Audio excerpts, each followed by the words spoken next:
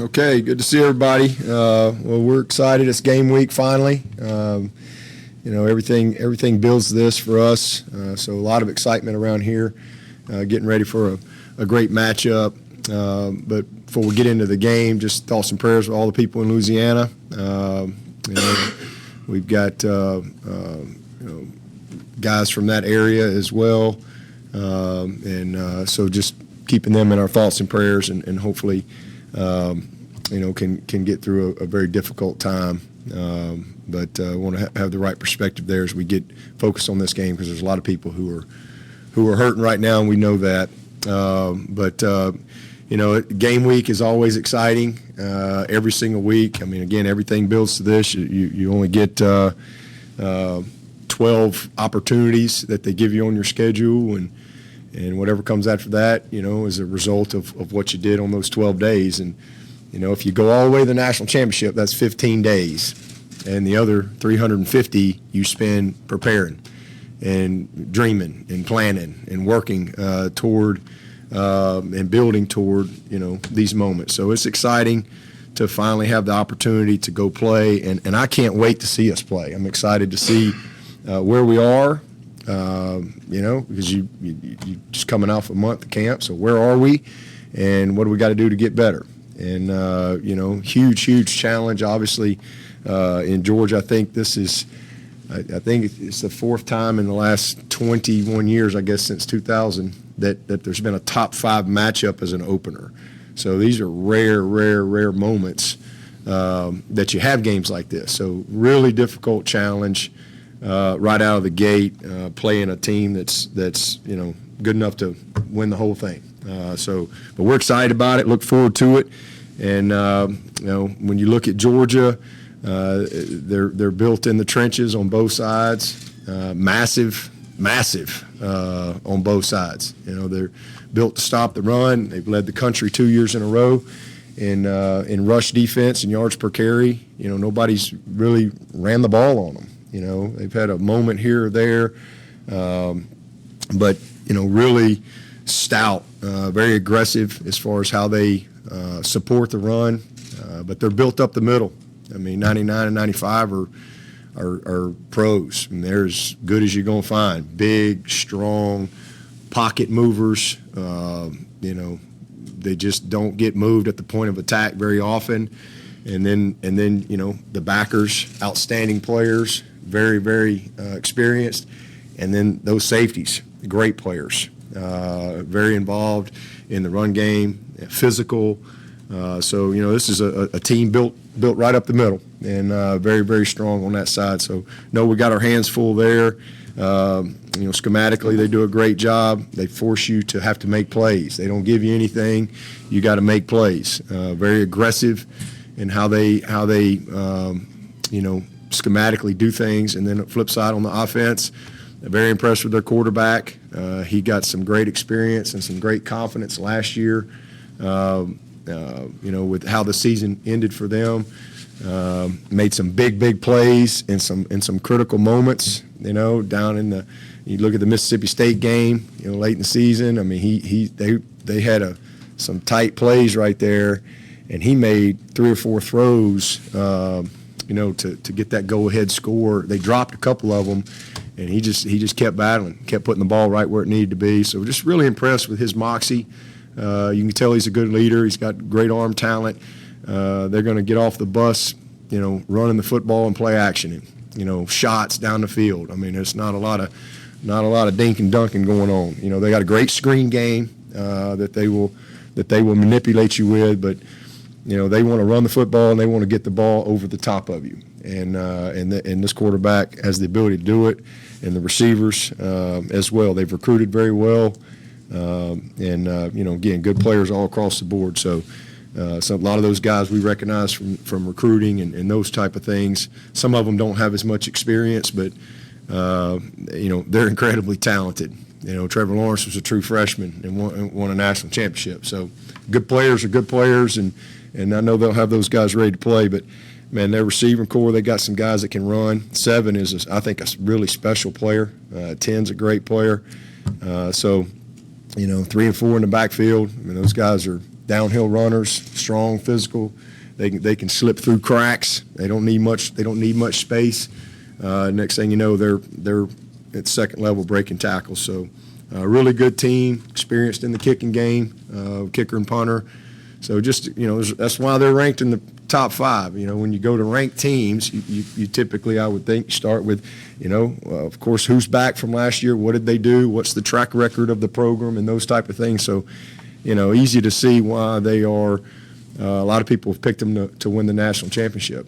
Really don't have any weaknesses, as a football team. But they're a lot like us in that, this is a tough matchup, and there's a lot to learn about your team, because you really haven't tackled in a year outside of 2 days where you've really tackled, and now you got to go out on the field and tackle at an incredibly high level to be successful.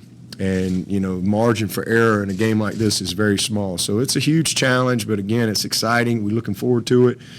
For us, it's just our first goal. It's what it comes down to. I mean, we want to win the opener. That's all we can do. We can't do anything other than win the opener, and it's all we can do. And then we go from there. So we're excited about just getting it going, and watching these guys play somebody else other than the Tigers on the practice field. Health-wise, we're in a good spot, from an injury standpoint, and hopefully that'll continue through the week. We got another, we got a good tough practice today, and we'll get in shelves tomorrow, and start dialing it back and really getting them fresh and ready to play Thursday and Friday. And with that, I'll take your questions. I know you kind of touched on it when the series was announced, but given the proximity of the two programs, the history, the tradition of both schools, this is one you would like to see played more often, right? Well, yeah. I mean, it just makes sense. I mean, you're right down the road from each other, and I mean, we've played big opponents for 12 years since I've been the head coach here. That's kind of what we've done, and I mean, we've gone all the way out to A&M. We've gone to Auburn. We've done a couple of kickoff classic type things now. So, I think it brings a lot of excitement to it, and certainly the fans love it. Anytime you play a quality opponent like we've played over the years, but Clemson, Georgia is not just a quality game and quality opponent. There's a tradition there and a history that I think both sides have a lot of respect for. There's been a lot of unbelievable moments in the Clemson, Georgia game over the years. So I know I remember when I got the job in 08, 09. I mean, people were talking about playing Georgia in 2013. I remember that vividly. Like, oh, we're going to play Georgia. It was like I don't even know if I'm going to be the head coach or alive in 2000. I'm just trying to survive 09, and people are asking me about playing Georgia in 2013. So it's a big deal. It means a lot. Your proximity, fan bases, living on top of each other in both states, Clemson people, Georgia people. So I think that just adds to the excitement. It's what makes college football, fun is rivalries like this. But you got Fred Davis was his co-starter. I know you're going to handle his discipline internally. Just wanted to make sure he will be playing on Saturday. Everybody's available, and I think we're all still kind of living in a COVID world, and that's just kind of how we're going to handle it. Really the same as last year. Regardless of what situation is, we're just going to say who's available and who's not available, and keep moving on. So everybody is available at this point, except for a couple guys that we've talked about from a long-term injury standpoint. In terms of that, do you have internally more of a comfort level proceeding this year in a COVID world because you've done it for a year? Yeah, and there's a vaccine. We've got very few guys on our team who have not been vaccinated, very few, and our staff is vaccinated. So that gives you a whole lot more comfort level. So last year we didn't have that, and it's not that you can't get it, but it's it's like knowing it's freezing outside and you go out there when you dress properly. You got your toboggan on, you got a heavy jacket and some thermals, and you can still get a cold, but you at least doing everything you can to protect yourself. And so I feel a lot better about that as far as the